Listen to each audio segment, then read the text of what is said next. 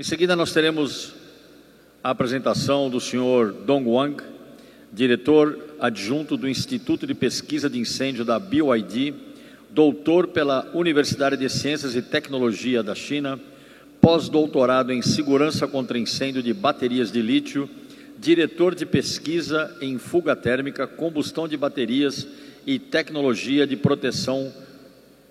contra incêndio de baterias. O tema da palestra do Sr. Dong será baterias de íons lítio, novas tecnologias e legislação chinesa. Chamamos ao palco, então, o Sr. Dong Wang.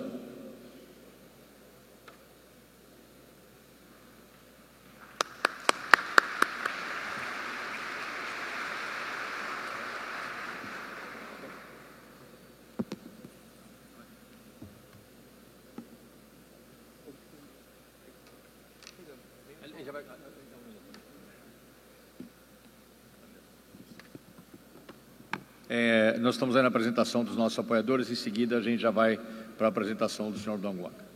Okay.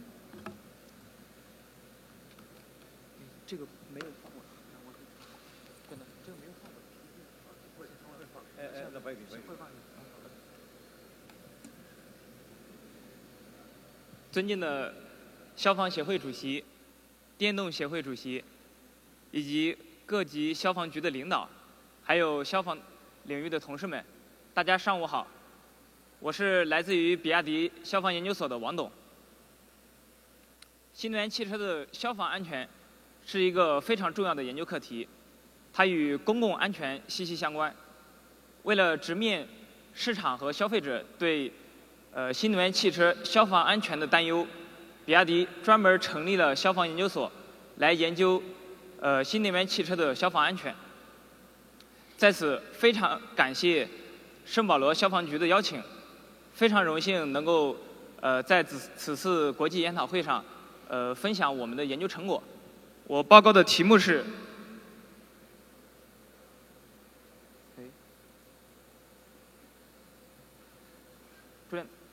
Sorry, this is mathematics. Just a minute, just a minute.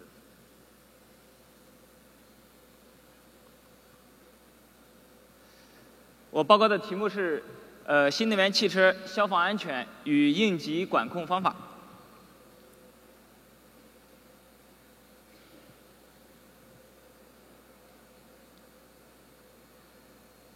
下面我将从新能源汽车产业发展现状、锂电池热失控与新能源汽车火灾、新能源汽车的灭火救援方法3个方面来介绍我们的工作。首先是新能源汽车产业发展现状。2024年，全球新能源汽车的销量达到了1720万辆，占汽车总销量的占比达到了20%。在中国，这个比例是更高的。2024年，中国有5个月的新能源销售量占比超过了50%，新能源汽车正在成为大多数消费者的选择。比亚迪作为掌握电池、电机和电控等核心技术的新能源车企，2024年取得了427万辆销量的好成绩，同时这个成绩也是全球第一的新能源车企。作为一个负责任的车企，我们花了很多的精力来研究新能源汽车的消防安全。下面我们来讲一下第2部分，就是锂电池的热失控与新能源汽车的火灾。新能源汽车它和燃油车的主要差别在于它通过锂电池来储存和输出能量。在新能源汽车当中，能量通过动力电池传输给高压线缆，然后再传递给电机，然后转化为电力，以此来驱动汽车的运动。它和燃油车通过汽油来输出动力，这个是不一样的。一个新能源汽车它的主要的组成部分包括动力电池、车身、电机、发动机这些结构。我们的动力电池通常位于汽车的底部成员舱的下方。一个动力电池它的质量大概占一个汽车它的质量的比例是25%。当然，新能源汽车当中它的可燃物，不只是锂电池，它还有比如说座椅啊、内饰啊这些可燃物，它的占比会超过15%。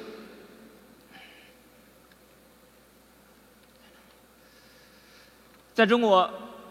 锂电池它的安全受到国家标准严格的限制。这个标准的名称叫做《电动汽车用动力蓄电池安全要求》。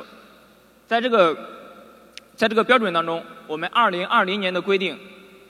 锂电池在规定的实验条件下，比如说针刺、加热这些条件下，锂电池它着火爆炸前的5分钟，应该向乘客发出警报。这个需要给乘客的逃生提供足够的时间。这个5分钟就是这个逃生的时间。然后在今年2025年，我们推出的最新的国家标准是规定锂电池在规定的条件下不能起火和爆炸。不过它仍然需要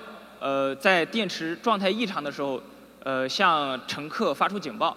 并且还有一个额外的规定，就是锂电池它热失控产生的烟气，它不能对乘客造成伤害。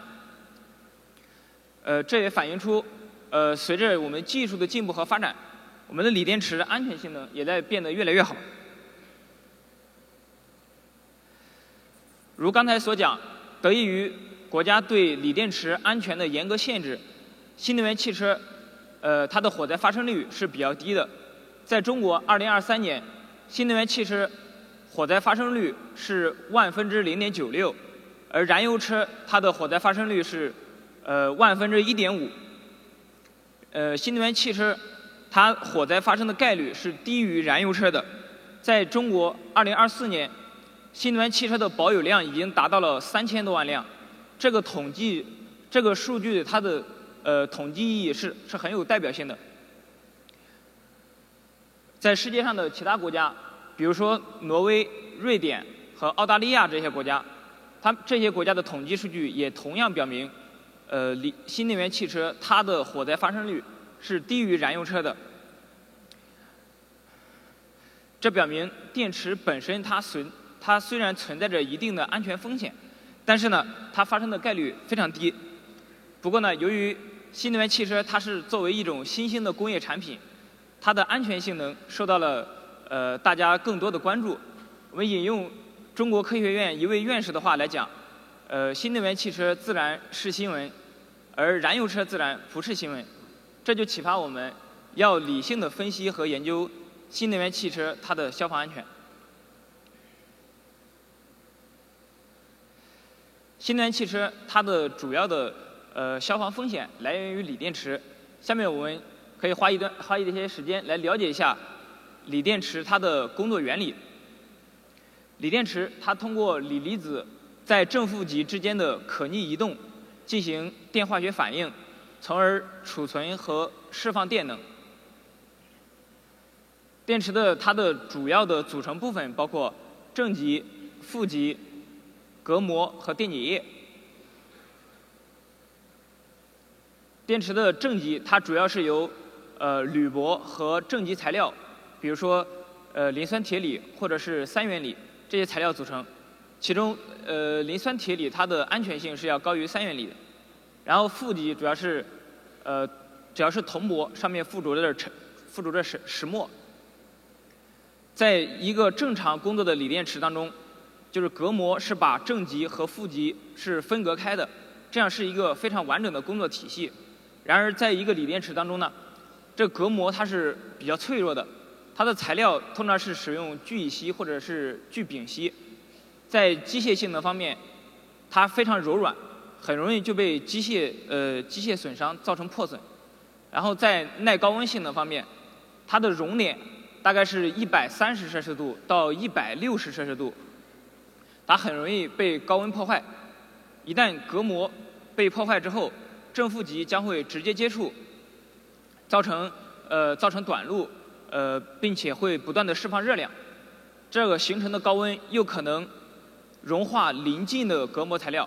就是有可能这样一步一步的将这个异常传递下去，形成热失控。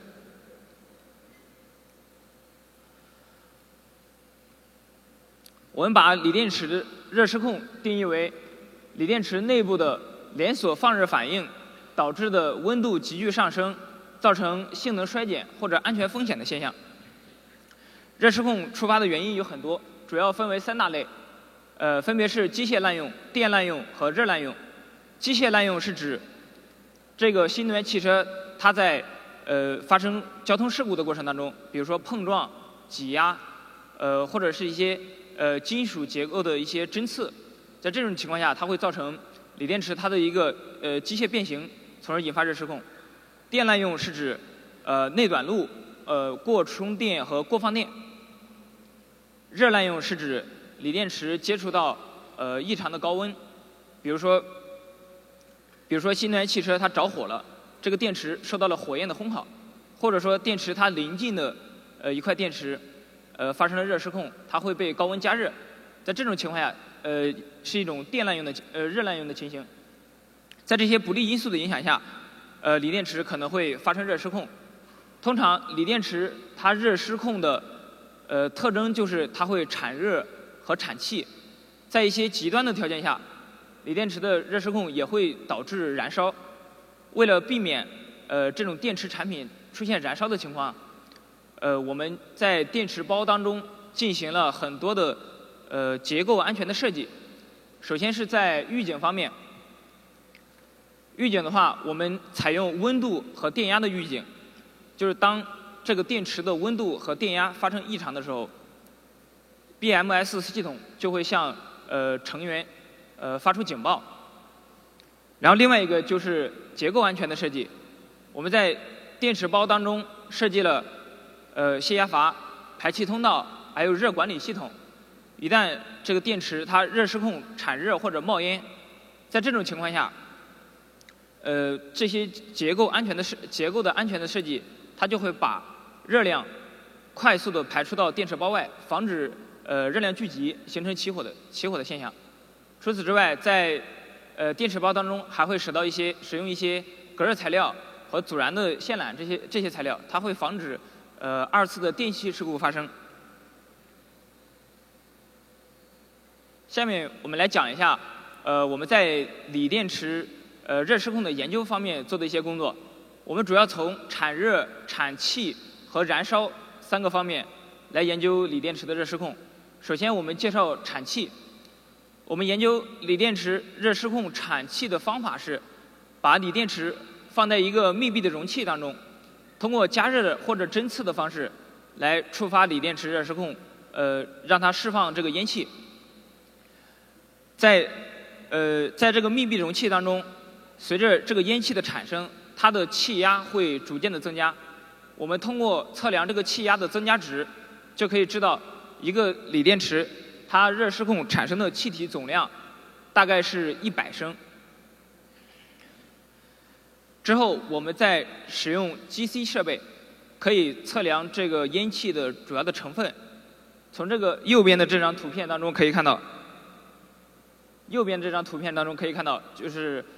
这个锂电池产气，它主要包括69%的氢气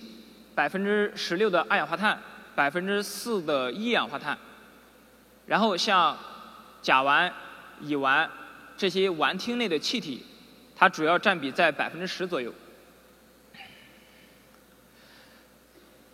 以上的这个测量的数据是我们使用160安时的100% SOC 的比亚迪磷酸铁锂锂电池测量得到的。像市面上其他的锂电池，它的使用的材料和结构的设计和我们公司会存在一些差异，所以它的这个测量的结果也会和我们有些区别。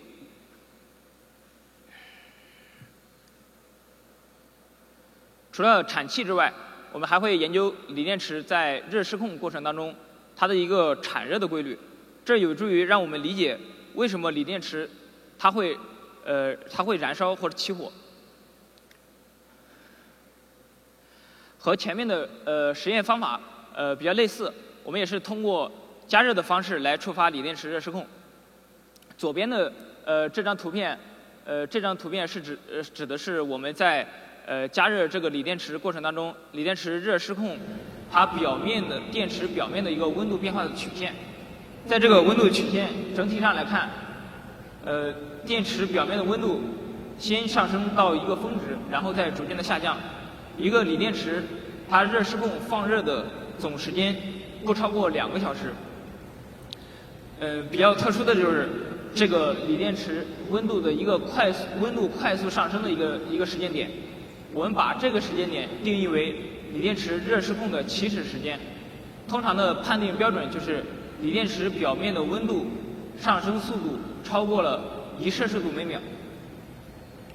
锂电池在热失控过程当中，它表面的温度最高能够达到400摄氏度。这个温度虽然它很高，但是它是低于热失控产生烟气的它的一个温度。所以说，就像昨天在消防学校做的实验我们看到的那样，我们的电池它主要的热失控现象就是产热和冒烟。但是呢，在一些极端场景，锂电池它还是有可能会起火。比如说像一些电气事故，它导致的拉壶就有可能会给予它一个能量，导致这些烟气起火。这左边的这个视频就是我们做电池燃烧的一个视频。我们也是通过加热的方式来触发这个电池热失控和冒烟。电池冒烟了之后呢，然后我们使用一个外部的火源来引燃这个烟气，然后我们录制这个锂电池它燃烧的整个过程，之后我们再把这个视频当中火焰的这个部分单独提取出来，使用概率统计的方法，我们就可以得出来一个锂电池它在燃烧的过程当中，火焰能够到达的横向上最远的距离是0.83米。这个距离也可以为我们设计这个新能源汽车停车的间距可以提供一个参考。因为我们的电池在燃烧的过程当中，它最远的一个火焰能够达到的距离是0.83米，所以说我们对这个停车的间距就是不用离得那么远。然后右边的这2张图，它分别代表的意思呢，就是这个电池它燃烧的这个火焰，它出现的这个概率云图，我们可以看到这个最大的这个红色线的这个部分，它的总的范围就是横向长度是0.83米，在纵向上这个高度是0.9米，宽度是0.48米。然后在这个电池的这个云图的这个中间，我们可以看到它的概率是50%的这个概率呢，它只占很小的一个区域，这就表明我们的电池在燃烧的过程当中，绝大多数的时间它都是一个火焰非常微弱的一个状态。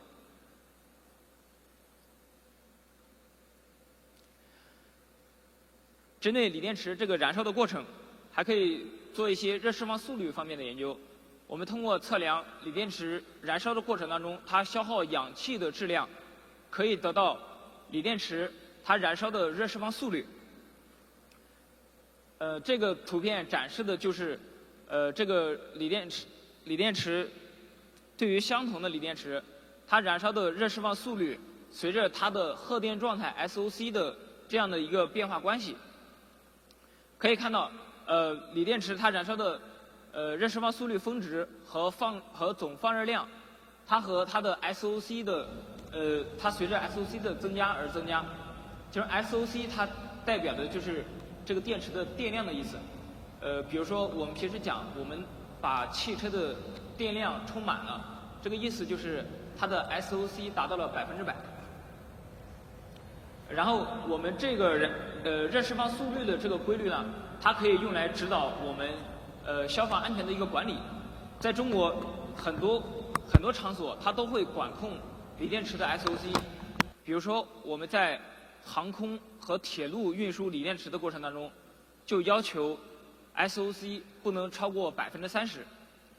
另外呢，比如说在滚装船运输新能源汽车的过程当中，要求新能源汽车它的 SOC 不能超过50%。我们通过管控 SOC 的方法，可以降低它潜在的火灾危险性。然后我们还可以通过火灾荷载来判断锂电池它的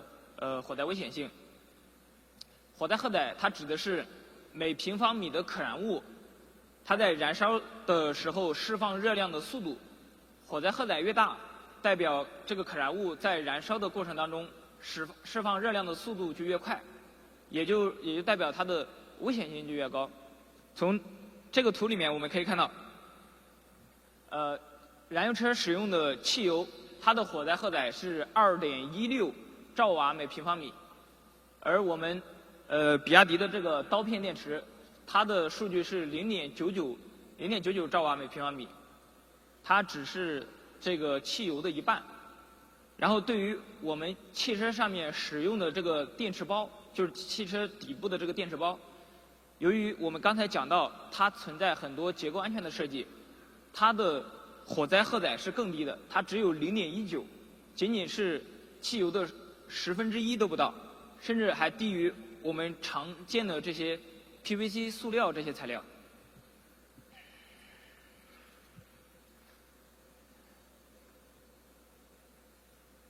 下面我们可以做一下这个刀片电池，我们这个电芯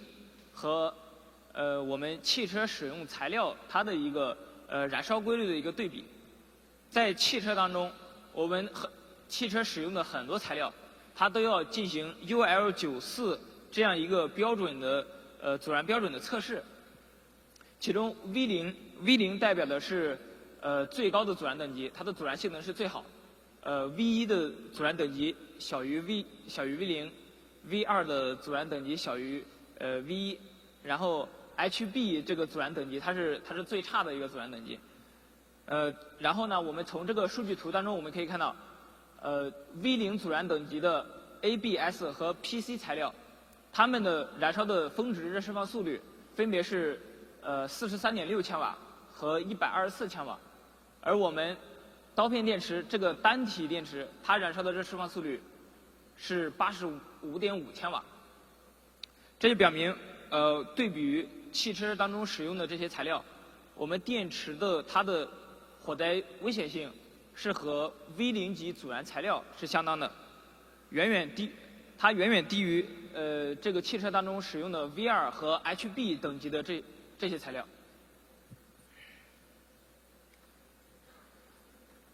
下面我们可以对比一下这个汽车的电池包和结构件它们的一个燃烧规律，因为结构件它的燃烧规律和刚才上一页 PPT 里面讲到的这个纯的材料它是不一样的，因为我们结构件它会有形状和结构方面的设计，这就会导致它的燃烧规律会有一些差别。就比如说一块木板和一个椅子、一个桌子，即使它们的质量相同，但是它们的燃烧规律也是不一样的。所以呢，我们就对比了汽车当中使用的电池包和其他一些结构之间燃烧的规律。从这个图当中可以看到，最下面是我们电池包的燃烧的一个数据。我们电池包燃烧的一个峰值的热释放速率是480千瓦，但是呢，我们一个电池包的质量能够达到300到500公斤，这个质量在这么高质量的情况下，它的燃烧的热释放速率却没有比其他的这个汽车的结构件高太多，甚至它的这个数据是远远低于这个同等续航情况下的这个汽油的燃烧数据。这就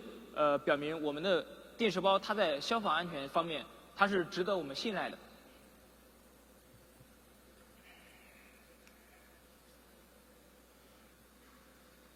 然后呢，我们介绍整车层级它的一个燃烧的规律。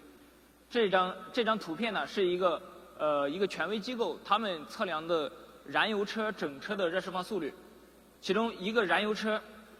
它燃烧的热释放速率最高能够达到8兆瓦，然后火焰的温度能够超过1200摄氏度。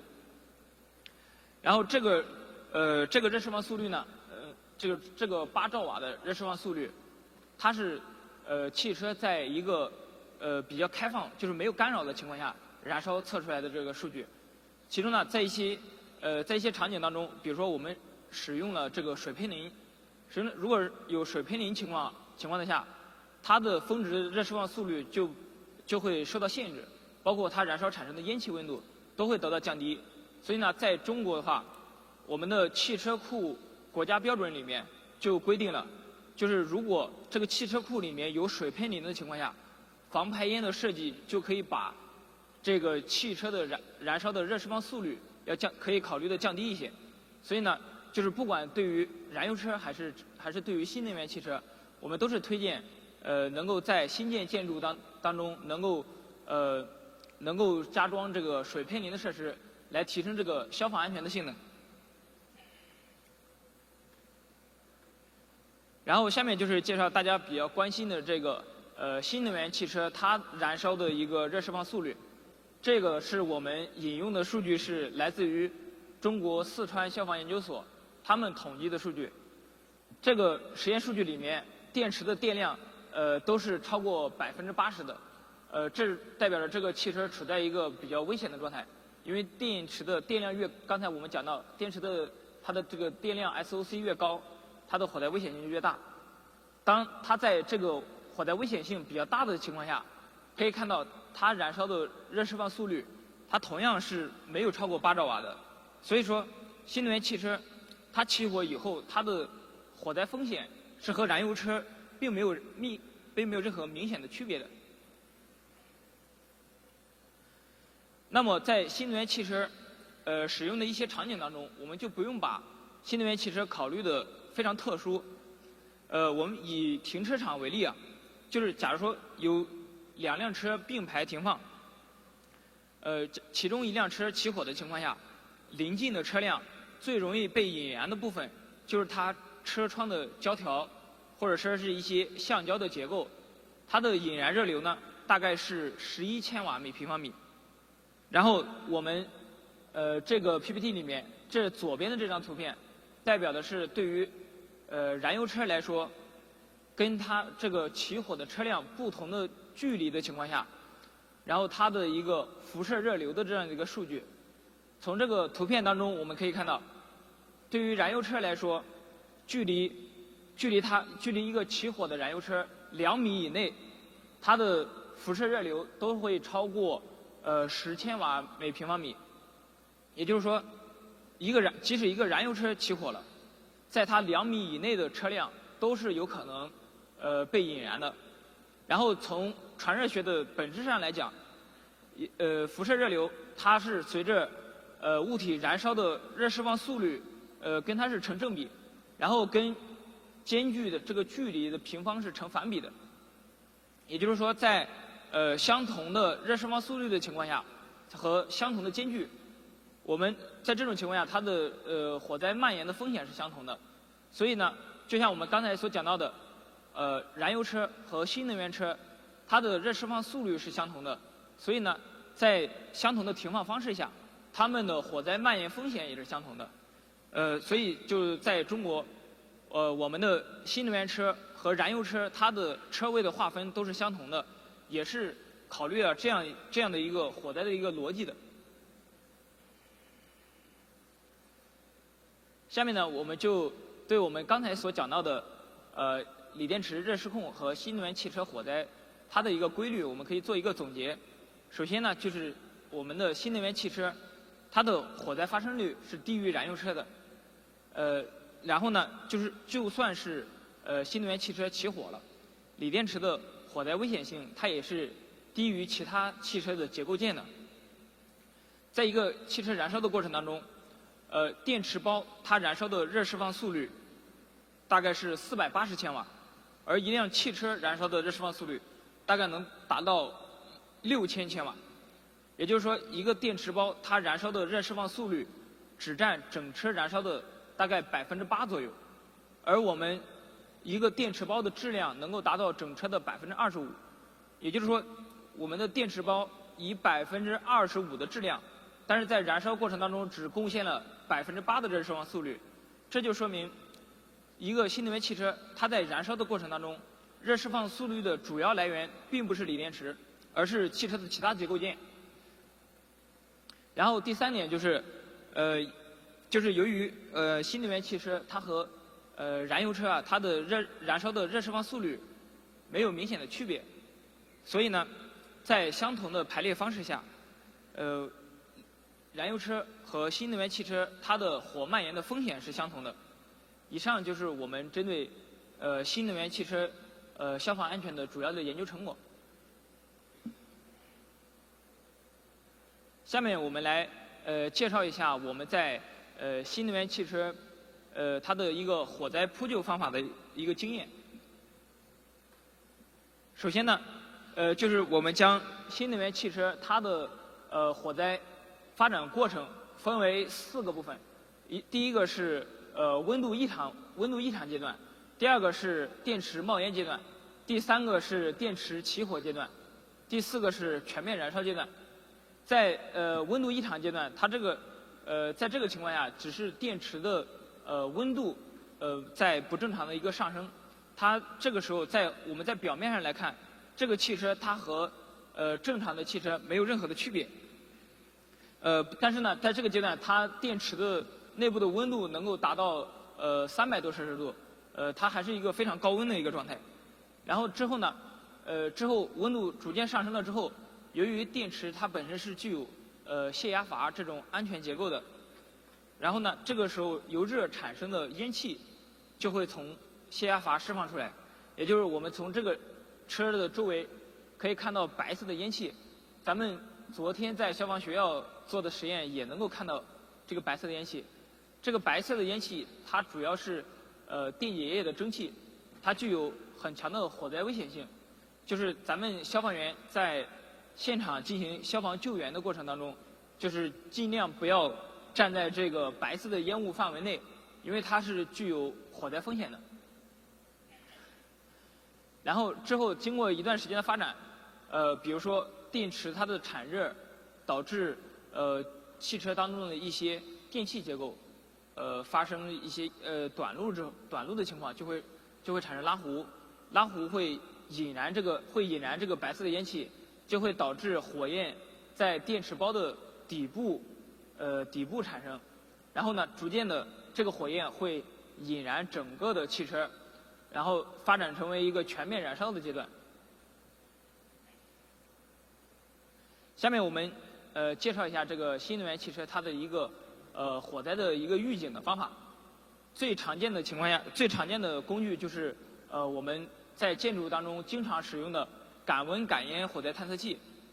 将它放置在新能源汽车上方，就可以实现汽车在冒烟之后，就是它的一个快速的预警。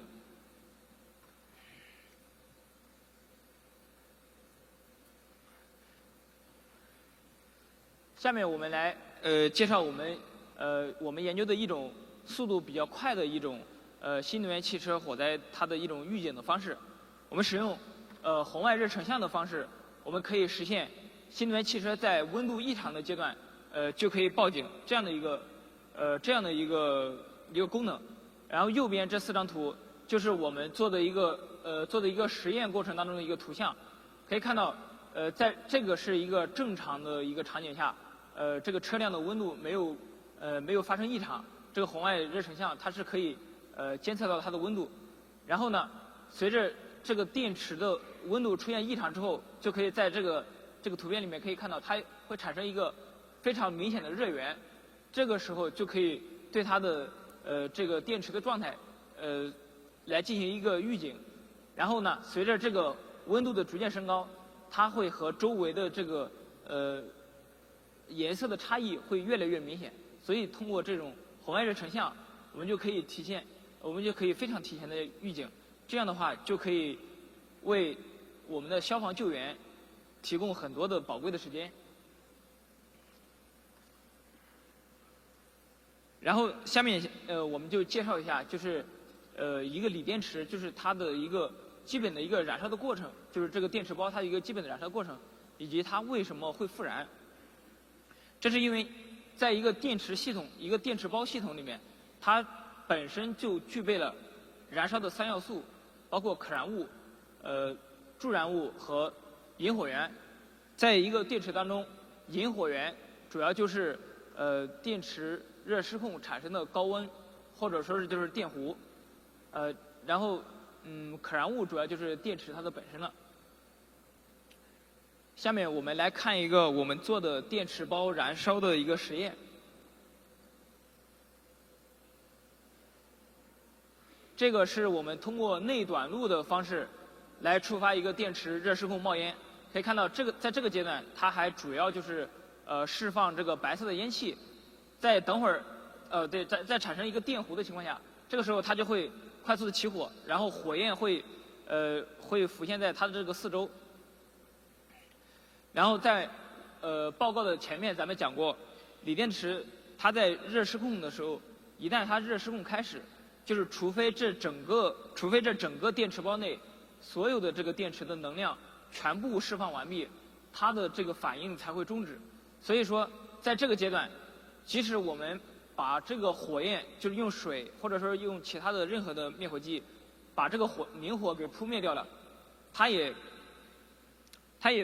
不可能终止电池包内部的这个热失控的反应。所以呢，这也就是这个电池包它会复燃的主要原因。然后呢，由于电池包它具有一个复燃的这样一个特性呢，所以呢，我们消防员在扑灭一个新能源汽车火灾之后呢，就是尽量的要把这个新能源汽车拖到一个比较安全的一个状态，或者说对它实时进行一个安全的预警，就是避免它的复燃造成进一步的伤害。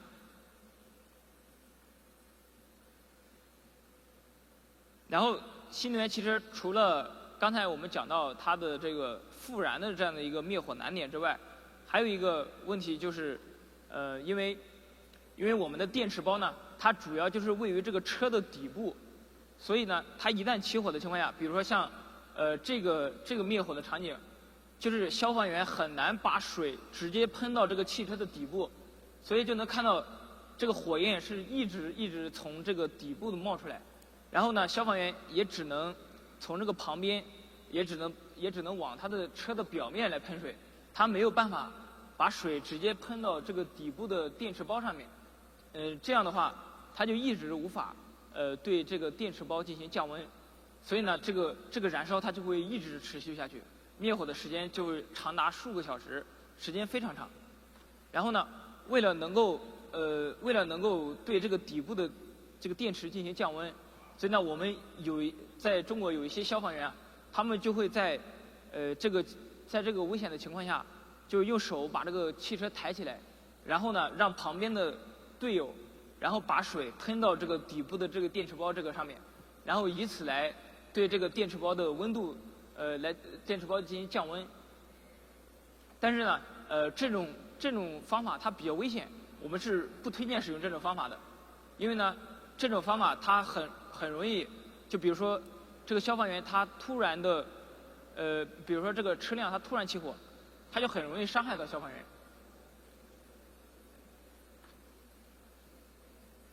然后下面我们介绍一下，就是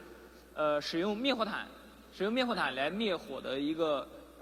我们的一个研究。我们做了很多这个灭火毯来扑灭新能源汽车的这样的一个研究。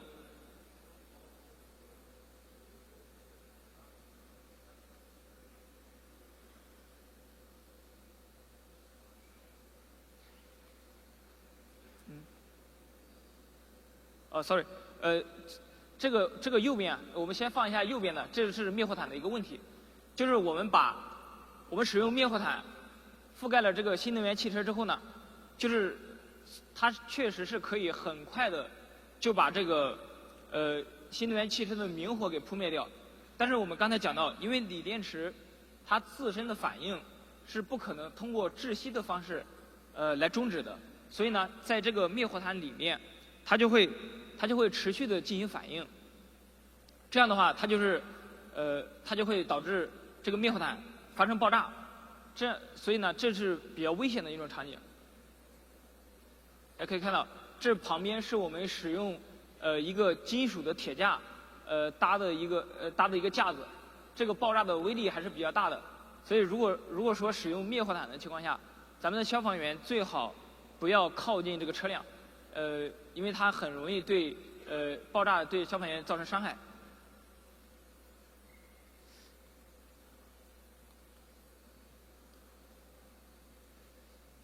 然后那个现场的工作人员能不能帮忙播放一下左边的这个视频啊？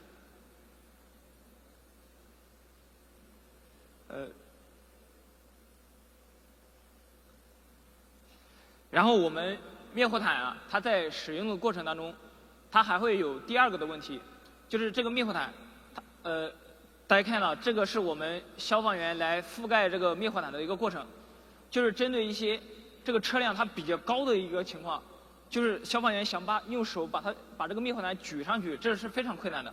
而且呢，由于这个在拉灭火毯的过程当中，消防员距离这个车辆非常近，所以消防员很容易就被这个火焰给烧伤。所以呢，就是可以看到我们这个过程当中是有4个消防员在拉动这个灭火毯来覆盖这个新能源汽车，这个过程是非常非常艰难的。然后呢，它还会有一个这样的问题，就是在这个灭火毯内部，就是我们这个视频我把它截取了一段时间，它没有放后面的一个场景。其实后面的话，消防员把这个灭火毯拉开的时候，然后这个火焰就立马就出现了，也就是说这个电池在接触到氧气之后，这个明火就直接就出现了。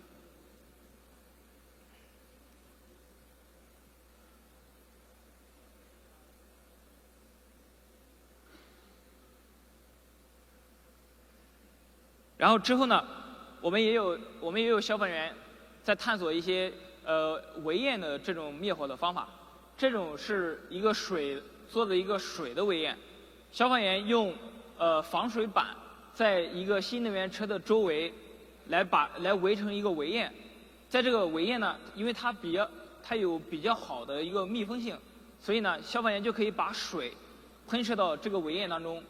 在这个围堰里面，水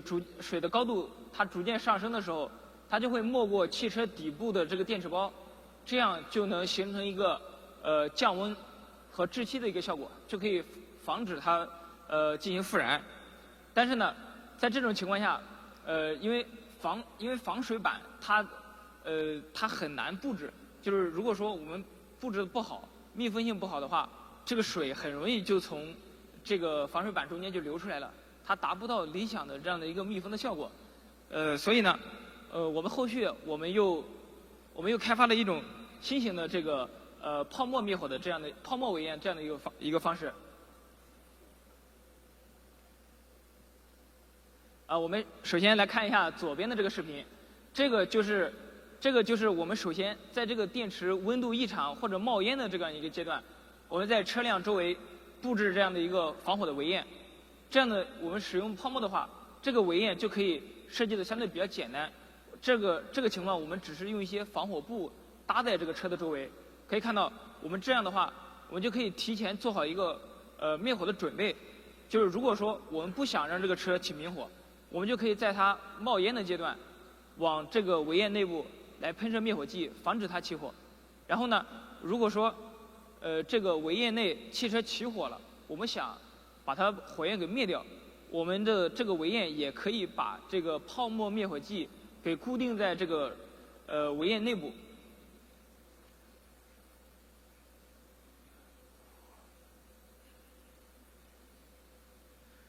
这个就是一个新能源汽车它起火的一个视频，这样的一个动态的过程。就是它在燃烧的过程当中呢，它首先是刚才我们看到的是，它首先是产生一个白色的烟气，然后呢，白色的烟气逐渐的转换，它产生黑色烟气的时候，就代表着这个底部就已经出现了明火了。然后我们这个右边这个视频就是这个车辆它已经烧到非常剧烈的一个阶段了。然后这个时候，我们的消防员可以看到，他手持的是一个中倍的泡沫发生器。这个时候，他在调试设备。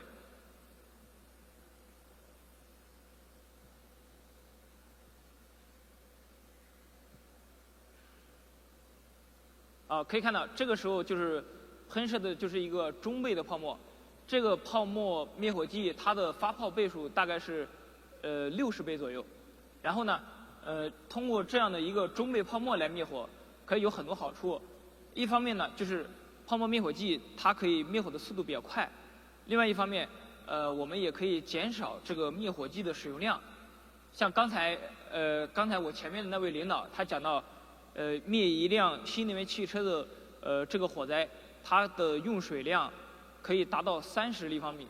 而我们使用这个泡沫的情况下，我们的用水量可以降低到几立方米，可以降低很多。然后大家可以看，这是他们的一个灭火的这样一个过程。他们首先就是把这个中闷的泡沫啊，先往这个车身里面灌，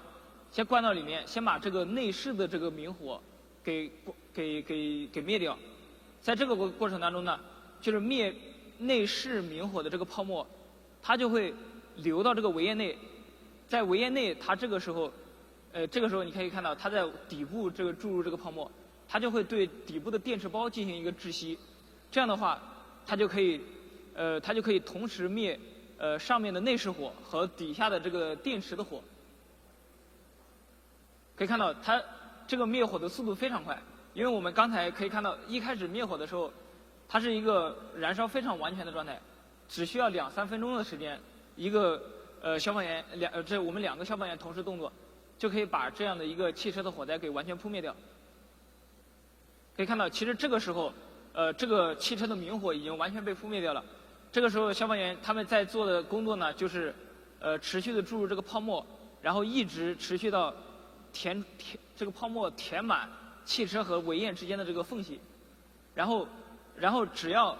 这个泡沫持续是存在的，这个时候呢，它就明火就不会出现了，我们也就实现了灭火的这样的一个目的。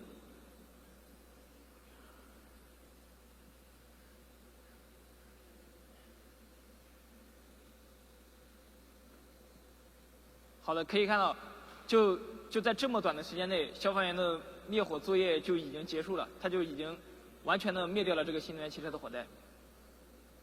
所以这个泡沫围液的方法是目前在中国就是它最有效、最快速的一种灭火方法。然后还有一个很多消防员都关心的一个触电风险的一个问题。可以再播一下这个视频。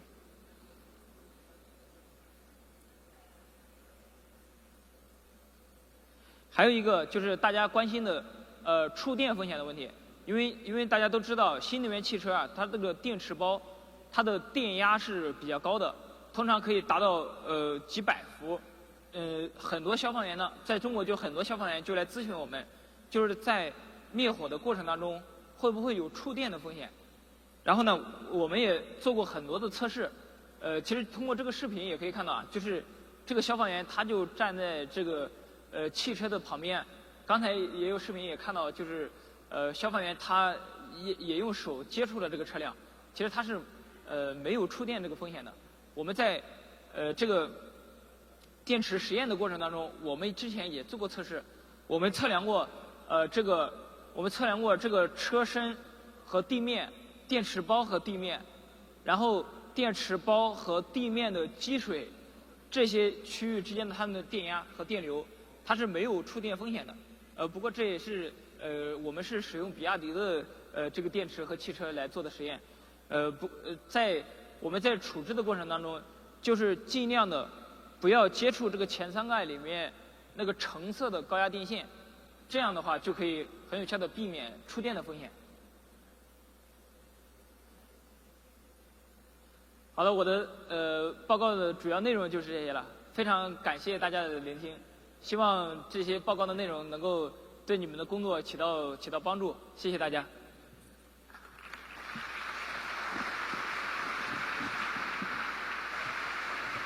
Obrigado. Wait a minute, okay?